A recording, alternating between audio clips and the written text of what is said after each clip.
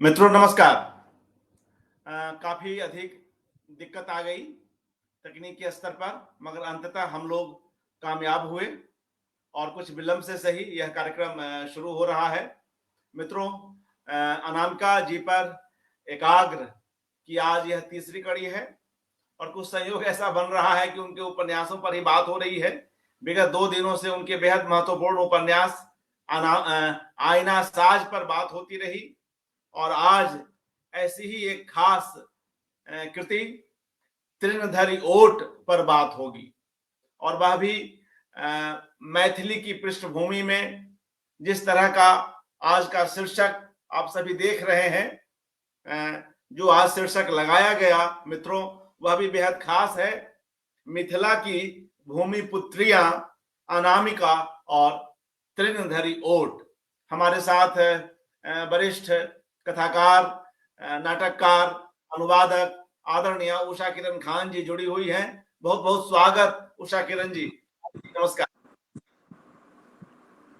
मैं उस पृष्ठभूमि के कई बड़े पौराणिक चरित्रों पर उषा किरण खान जी लंबे समय से लिखती आई हैं।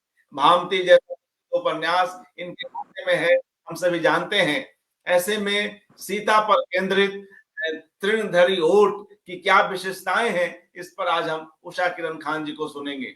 जब कोई आज का रचनाकार किसी पौराणिक चरित्र को उठाता है तो उसे आज के परिप्रेक्ष्य में देखता है।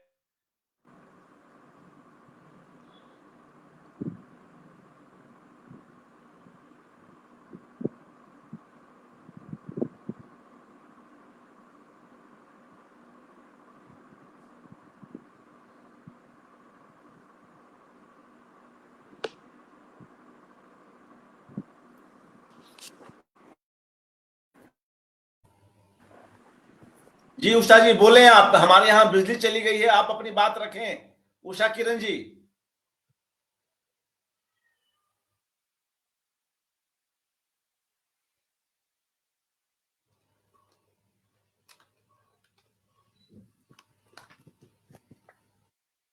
उषा किरण जी,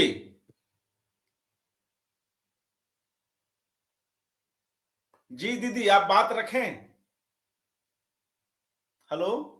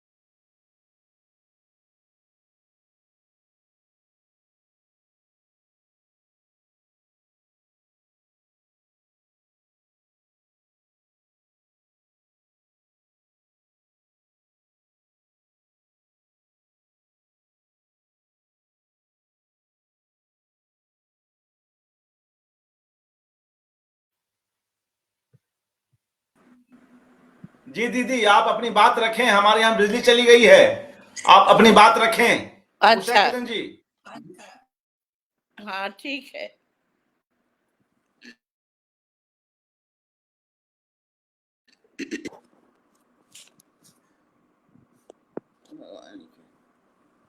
हाँ मेरी आवाज सुनाई दे रही है? आप लोगों को मेरी आवाज सुनाई दे रही है?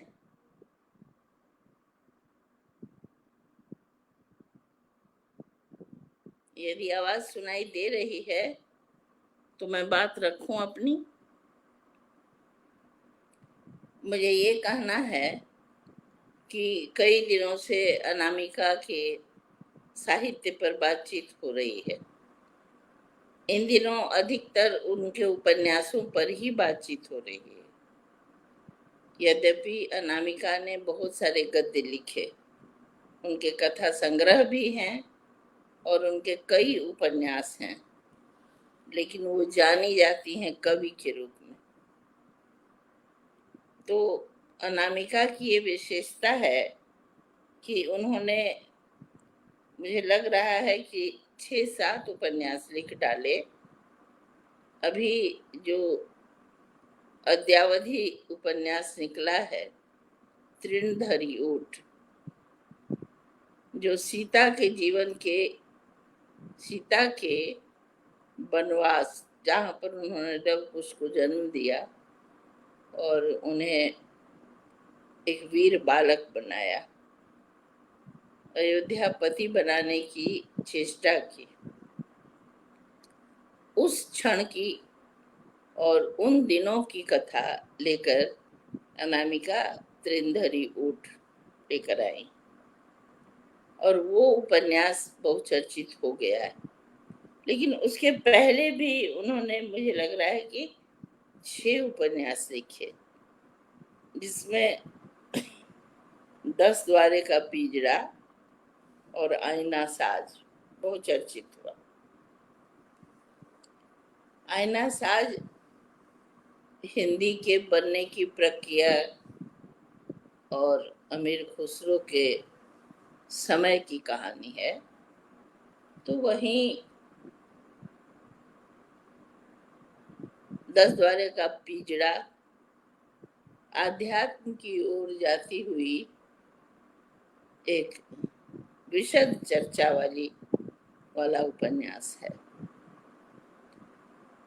जो कोई अनामिका की यात्रा को देख रहा है, साहित्य यात्रा को, उनको एक अनामिका के साहित्य की अंतरधारा में लगातार एक सूफी, और समझिए उसको अंतरधारा उसकी है जो निर्लिप्त सी है, वही सूफिज्म का प्रभाव जान पड़ता है।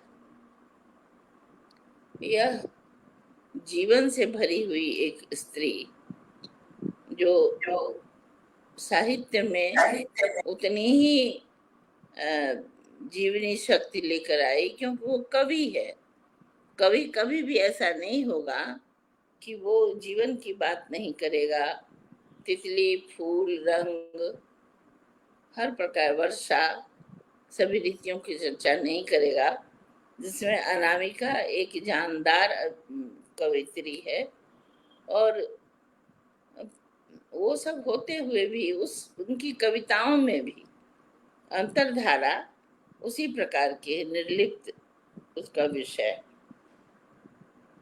तो वो बिल्कुल, मुझे लगता है कि साहित्य में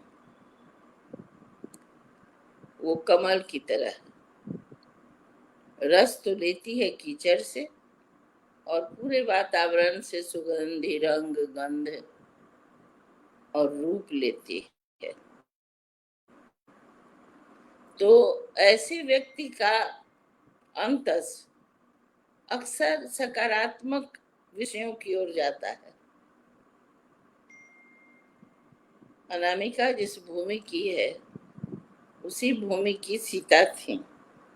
सीता क्या है, ये विषय एक अलग है कि वो एक मिथ है, वो सच्ची बात नहीं है। लेकिन रचनाकार के रूप में मैं जानती हूँ और बहुत सारे लोग ये जानते हैं कि सिर्फ मिथ पर जो लिखा जाता है वो जीवंत नहीं होता है, वो फैंटेसी होती है। तो इसने कोई फैंटेसी नहीं लिखी है, या सीता के विषय में जो बातें होती हैं वो मात्र फैंटेसी नहीं होती, जीवन से भरी हुई वो चर्चाएं हैं जो किसी भी स्त्री के जीवन से जुड़ी हुई हैं। सीता के जीवन में ऐसा कुछ नहीं हुआ है जो किसी भी स्त्री के जीवन में नहीं हुआ, अच्छा हुआ हो या बुरा हुआ हो, सभी स्त्री के जीवन में वो होता है। और उसमें भी एक राजा की पालिता पुत्री और दूसरे राजा की प्रिय पत्नी, उसके साथ तो होता ही है। ऐसे भी इतिहास में या जन जन की जुबान पर जो नाम रह जाता है, ठहर जाता है और वर्षांतर पार करता हुआ वो नाम लोगों के जहन से लेकर के जीवन में, आचरण में बना रहता है, वह किसी भी स्थिति में झूठ नहीं हो सकता है। हाँ, उसमें आप कुछ बढ़ा घटा सकते।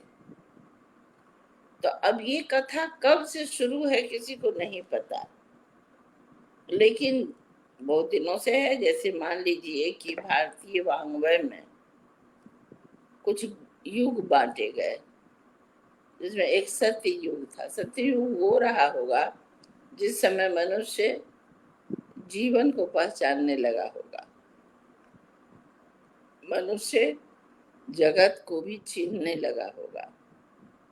जैसे मनुष्य को पता चला होगा कि ये वृक्ष कौन सा है, ये वृक्ष कब पत्ता अपना झाड़ देता है, कब कोंपलें निकलती हैं और कब उस वृक्ष में फूल और फिर फल आने लगते हैं, वो सत्य पहचानने लगा होगा।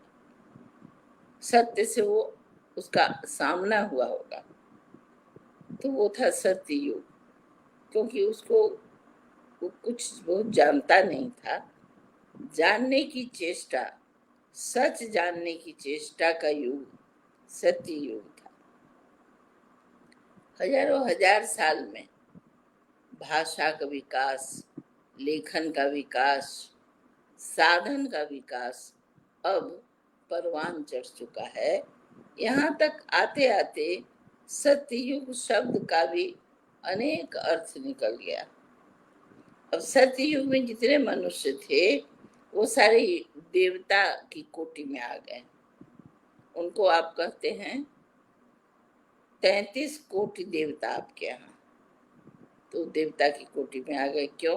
क्योंकि वे सत्य युग में थे और सत्य युग का अपना अपना हर व्यक्तियों का, हर ग्रुप का, हर तौर तरीका बनाने वाले लोगों का, पुस्तक रचने वाले लोगों का, अपने आप को आध्यात्म में अथवा अपने अंदर, अपने अंतस में ले जाके लीन कर लेने वालों का अपना अपना इंटरप्रिटेशन हुआ।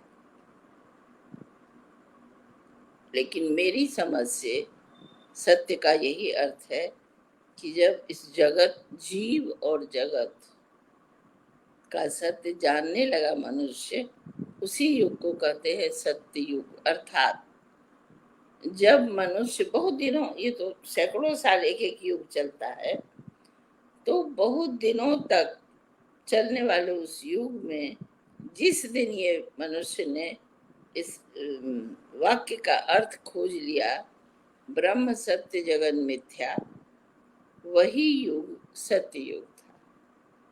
ये एक प्रारंभिक आपके सभ्य होने की शुरुआत थी, जो सत्य युग था। उसके बाद दूसरा युग है त्रेता। तो ये सीता और राम की कहानी त्रेता युग में कही जा रही है। त्रेता युग आते आते मनुष्य का स्वरूप वही है जो आज, जिसको आप कलिकाल कहते हैं, इसमें जो है वही त्रेता युग वो हो गया, वहीं से शुरू हो गया। मनुष्य में ऊंच नीच, मनुष्य में घात प्रतिघात, मनुष्य का एक दूसरे का दोहन, ये सब सब कुछ शुरू हो गया। दोहन के लिए शर्तें, ये सब कुछ। और तब तक वैध अवैध की चर्चा भी शुरू हो गई। तो ऐसे समय में सीता एक अवैध बालिका मानी जाती थी। अब वो क्यों? इसलिए कि उनके माता पिता का पता नहीं था। तो जब जो व्यक्ति, जो समाज और जो दुनिया, जिसने सीता को जगन माता कहा, जगत जननी कहा, उनके दिलो दिमाग में ये बैठ गया कि ये अवतरित हुई हैं, मतलब इनका कोई जन्म देने वाला नहीं था, ये कहीं से यूं ही आ गई। और ये एक अब इस संसार में इस तरह की समझदारी विकसित नहीं हो सकती है कि कोई यूं ही अवतार ले लेगा। इस समय हम यही जानते हैं कि किसी न किसी माता और पिता की संतान थी, और उस समय तक स्त्रियों की दशा ऐसी हो चुकी थी कि वो वैध और अवैध के पचड़े में पड़कर उस बच्ची को अपने गोद में नहीं रख सकी, अपना दूध नहीं पिला सकी। तो इस तरह सीता प्राप्त हुई एक राजा को। उसका अनेक रूप कहा गया है कि सीता जो है उर्विजा है, सीता जो है शताक्षी है, सीता जो है शाकंभरी है, सीता वो हैं जो जगत का कल्याण करने आई थी। एक दूसरा मत है कि सीता जो है वो उत्तर दक्षिण पूर्व पश्चिम को एक करने आई थी। तो सीता की समय समय पर अवधारणा उनके विषय में बहुत होती, और उनके जो साथी थे राम, वो राम के विषय में अवधारणा ये है कि वो मर्यादा पुरुषोत्तम थे, मर्यादा स्थापित करने आए थे। अब कौन सी अमर्यादाएं थी जिसका विवरण एक जो सत्य होगा उस सत्य के इर्द गिर्द बुना हुआ विवरण था कि रावण जैसा अन्यायी और दुष्ट व्यक्ति है जिसको मर्यादा सिखाने के लिए, उनके परिवार को मर्यादा सिखाने के लिए राम ने बहुत कुछ किया, युद्ध किया, रावण का वध हुआ, सब कुछ हुआ। ये सब होने के बाद एक प्रचलित कथा है कि जब सीता राजरानी होकर के सिंहासन पर बैठी तो अवध के लोगों ने उन्हें स्वीकार नहीं किया। जो बड़े बड़े लोग थे, राजन्य थे या उनके जो मंत्री वगैरह थे, इन लोगों ने स्वीकार किया होगा। ये कुछ व्यवस्था होती है, विशेष रूप से जो संवैधानिक पद पर होते हैं उनकी अपनी व्यवस्थाएं होती हैं, लेकिन सामान्य जनों की कोई विशेष व्यवस्था नहीं होती है। और बहुत बड़ा भूगोल होता है जो अगर राम के राज्य से निकाल दिए जाएंगे तो किसी और राज्य में जाके वो, अगर किसी को खेती करना है, किसानी करना है, मवेशी पालना है, जीवन यापन का अनेक साधन है, वो करना है, तो वो राम राज्य से अगर निष्कासित होंगे तो चले जाएंगे किसी दूसरे राज्य में रहने। तो उनको कोई इस तरह का भय नहीं, तो इस तरह का भय नहीं है उनको। फिर भी सीता आमतौर पे जनता की, जन जन की वो प्रिय नायिका थी, रानी थी। स्त्रियों की तो अत्यंत प्रिय थी, क्योंकि स्त्रियां उनमें सब कुछ पाती थी। उनमें अच्छा उनका स्वभाव था, अच्छा व्यवहार था, और वो राक्षसों राक्षसियों के बीच से रह के आई थी, तो उनके पास उनको देखकर हैरत होना औरतों के लिए कोई बड़ी बात नहीं थी, और वो सीता के स्वभाव और गुण से प्रभावित होती थी। तो गीत में, संगीत में, दुख में, सुख में सीता के विषय में कहा जाता है कि उन्होंने बहुत दुख पाया और उन्हें दुख हुआ, दिया भी गया। एक बार तो मान लो कि राम तो बहुत उनको प्रेम करते थे, और राम के साथ वो जंगल चली गई राम की सजा काटने। राम सजा काट रहे थे, सीता को कोई सजा नहीं दी गई थी, लेकिन उसमें वो चली गई, और ऐसा दुर्भाग्य कि वो सजा उनको मिल गई साथ साथ में, और उनको लेके किसी कारण से रावण ने अपहरण किया। फिर युद्ध हुआ, बहुत भयानक युद्ध हुआ, और उससे सीता लौट आई। ये तो जन जन में व्याप्त है।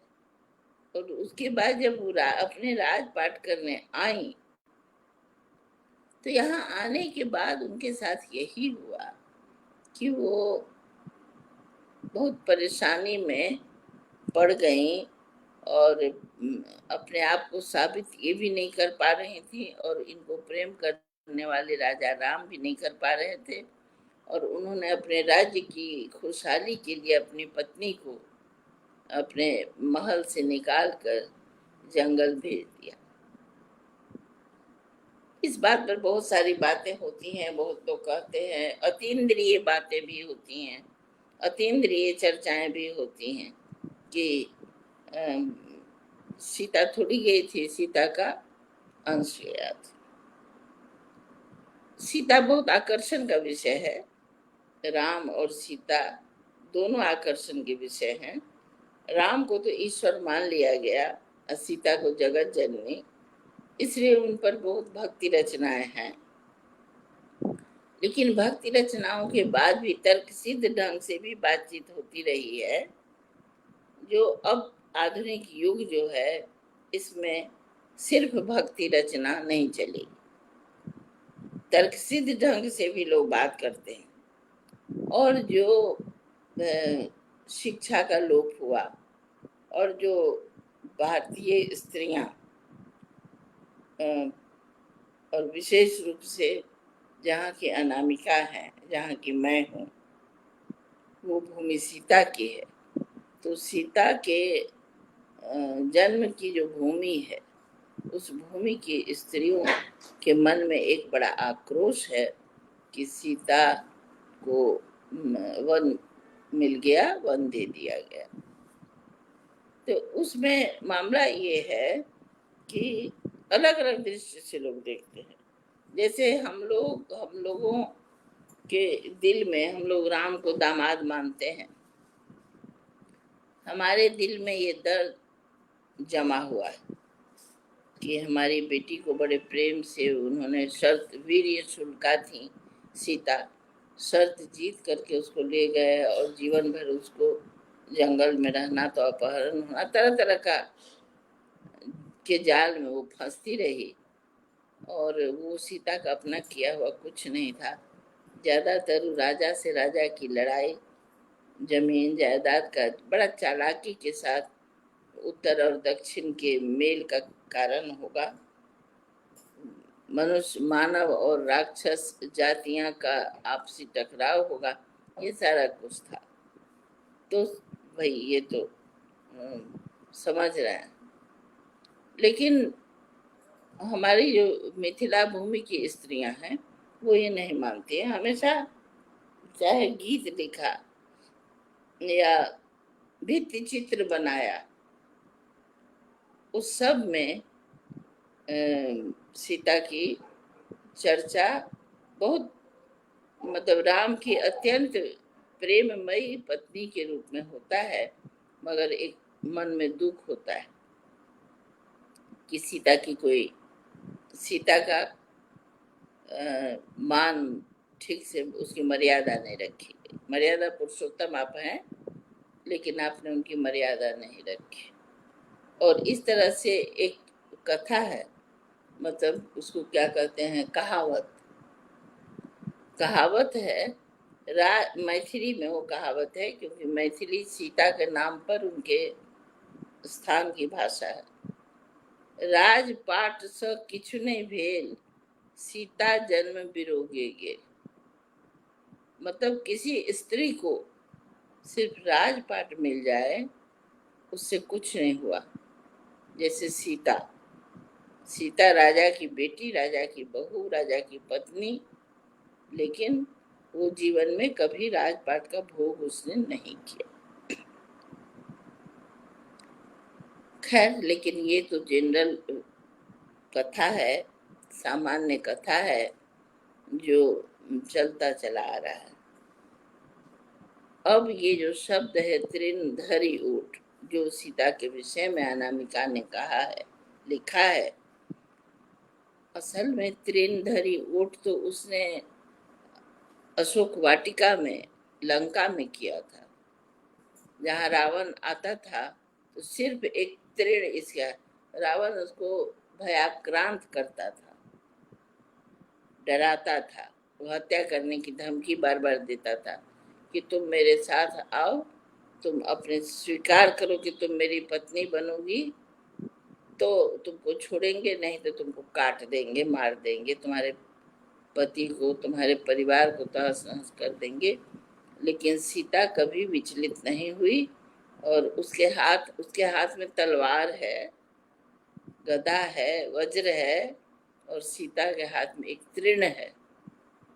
उस तृण को लेकर के वो ओट करके रहती थी और उसके रावण की ओर देखती तक नहीं, इतनी घृणा करती थी।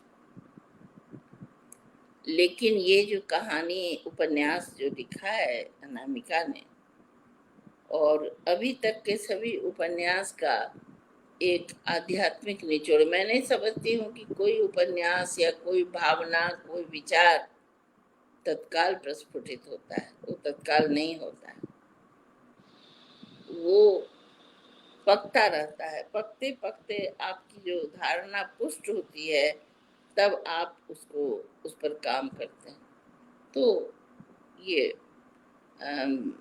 तृणधरी ऊँट जो उपन्यास उसने लिखा है, उसने अनामिका ने राम और सीता का कोई अलगाव नहीं दिखाया है। एक भावना ये भी अब है, एक अच्छी धारणा और भावना है, क्योंकि इस धारणा को कोई नहीं आज तक उसको नहीं कह सका है कि राम ने उन्हें जरूर निकाल दिया। जैसे मान लीजिए हमारे जैसे लोग कहते हैं कि उनको कुंठा थी, सीता में जितने गुण थे उतने राम में नहीं थे, ये कुंठा थी, मेरा अपना कहना है। लेकिन अनामिका उस ओर भी नहीं गई, उन्होंने राम और सीता के प्रेम को उसी रूप में ग्रहण किया है जिस रूप में मिथिला की स्त्रियां गाती हैं कि रावण को मारने के लिए, राजपाट के लिए या अपनी प्रतिष्ठा बचाने, जैसा कि वाल्मीकि रामायण में लिखा है कि राम ने कहा कि ये युद्ध मैंने सीता आपके लिए नहीं लड़ा, मैंने अपने कुल की प्रतिष्ठा के लिए लड़ा है। तो उसको मिथिला की स्त्रियां नहीं मानती हैं और युगों युगों से गाती चली आ रही हैं, प्रीत कारण सेतु बांधल। मतलब ये सेतु बंध जो हुआ उस पार जाने के लिए, वो युद्ध करने के लिए नहीं, प्रेम के लिए गया, प्रीत के कारण सेतु बंधा। दरअसल सेतु तो प्रीत का ही परिणाम होता है। सेतु बांधा गया है, सेतु तोड़ा नहीं गया। तो इस भावना को तृणधरी ऊँट उपन्यास में सीता और राम पुष्ट करते हैं। अनामिका का यह उपन्यास इतना अधिक पढ़ने योग्य है कि बिल्कुल आपको नई भावना, नई धारणा से आमना सामना कराती है। आपके सामने बिल्कुल वो राम है जो अत्यंत प्रेमी, समझदार एक राजा है, और सीता है जो उतनी ही समर्पिता और संतान को उस तरह से पालना चाहती हैं जैसा कोई कोल, भील, किरात और उनका निषाद पालता है। उन्हें ये एक राम राज्य है, उस राम राज्य को बनाने के लिए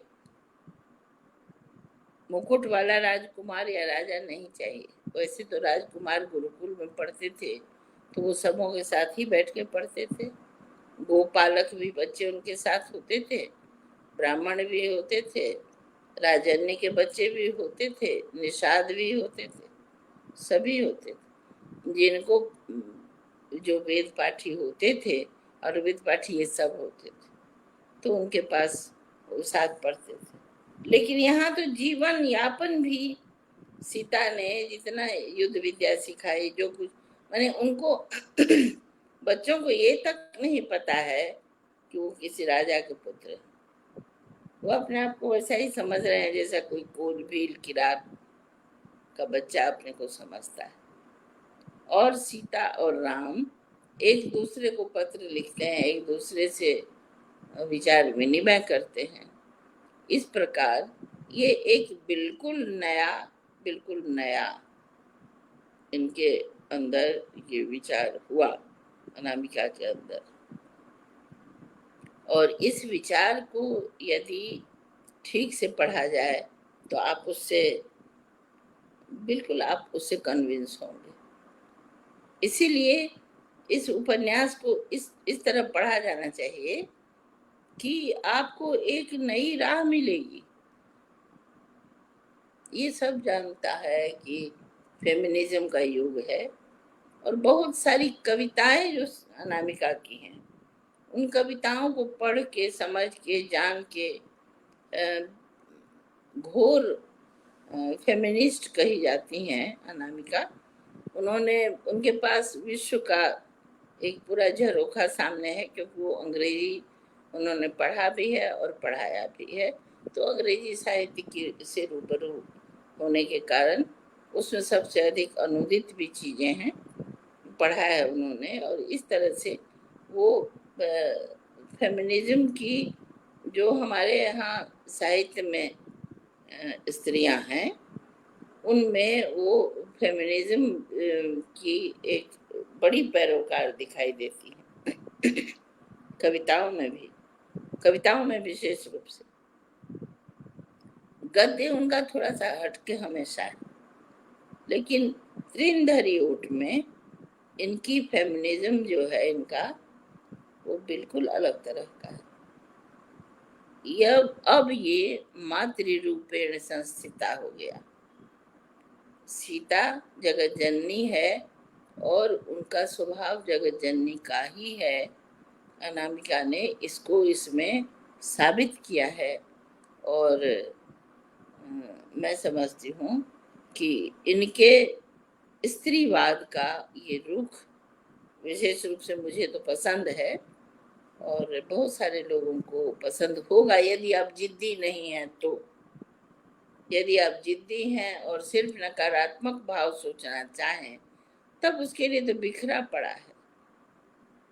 लेकिन अनामिका ने अपनी जिद पर ये साबित किया है कि सीता और राम में कोई द्वैध नहीं था, कोई ऐसी बात नहीं थी कि वो धरती में समा जाती, आत्महत्या कर लेती। मैं बारंबार अनामिका को इस बात के लिए बधाई देती हूँ कि उन्होंने त्रिनधरी ऊट जैसा साहित्य लिखा। इसका खूब प्रचार और प्रसार होना चाहिए। और मैं आप लोगों से क्षमा मांगती हूँ कि आप लोगों को भी बहुत प्रतीक्षा करनी पड़ी, क्योंकि लगातार मौसम की खराबी के कारण बार बार नेट खराब हो जा रहा था। तो मुझे भी परेशानी हुई, जो कर रहे हैं जनसुलभ पुस्तकालय के अर्पण कुमार, उनको भी परेशानी हुई। और मुझे लगता है कि आप सबों को भी हुई होगी, इसके लिए मैं क्षमा मांगती हूँ। बहुत बहुत धन्यवाद आपको, और अर्पण कुमार आपको भी, कि ऐसी अवस्था में भी आप बोलने के लिए मुझे समय दिए। जी शुक्रिया दीदी। और मित्रों, बहुत तकलीफ हो रही है, पता नहीं क्यों। आज यहाँ गोरखपुर में कई बार बहुत कम अंतराल पर बिजली कट रही है, इसलिए यहाँ काफी दिक्कत हुई। इंटरनेट की भी समस्या आई इस कारण से। मगर फिर भी उषा किरण खान जी जिस धैर्य के साथ हमारे साथ जुड़ी रही, हम लोग इन्हें सलाम ही कर सकते हैं। और अभी भी मैं इमरजेंसी लाइट की रोशनी में आप सभी से मुखातिब हूं। बेहद महत्वपूर्ण उपन्यास आज की सीता, और जिस तरह से उषा किरण खान जी ने इसके कुछ एक पक्षों पर बात की, बड़ी ही गहनता के साथ, किस तरह से आज की सीता कैसे कई विषयों के साथ अपने को समेटती हुई चल रही हैं। उन्हें इसका दुख है कि उन्हें कोई पुत्र ही नहीं है। उपन्यास में यह प्रसंग आता है दीदी कि सीता यह सोचती हैं, राम से पत्राचार कर रही हैं, उसमें यह बात कहती हैं कि उन्हें कोई पुत्र ही नहीं है, मगर फिर वही उन्हें लगता है कि कोई बात नहीं, मगर मैं आदिवासी कन्याओं को शिक्षा के साथ जोड़कर अपनी इस कमी को भी पूरी करूंगी। तो यह जो जैविक संतान की जगह जो मानसिक संतान की जो अपनी एक स्वीकार्यता बढ़ रही है, इसे भी यह उपन्यास रेखांकित करता है। जो अपना खून है, उसका अपना महत्व है, मगर उसके बाद जो मानस पुत्र हैं, जो मानस पुत्रियां हैं, उनका भी समाज में किस तरह का महत्व हो सकता है, इसकी बात आती है। वह उपन्यास के शुरू में ही जो है कि किस तरह से यशः काया की परिकल्पना उभर कर आती है, जिसमें वह अपने पिता को सीता मना करती हैं, जब जनक लेने आते हैं कि तुम मायके चलो, तो वो कहती हैं कि नहीं, हमें यहीं इसी आश्रम में और आसपास के आदिवासी समूह के बीच वन प्राणियों के बीच अपनी सेवा देने दीजिए। मैं जो है वाल्मीकि से काफी चीजें शास्त्र ज्ञान सीख रही हूं। तो ये कितने प्यारे प्यारे प्रसंग उभर कर आते हैं। वहीं पे यशः काया की बात आती है कि अग्नि परीक्षा में देह क्या जली होगी, मैं तो यशः काया हूं, विदेह की पुत्री हूं।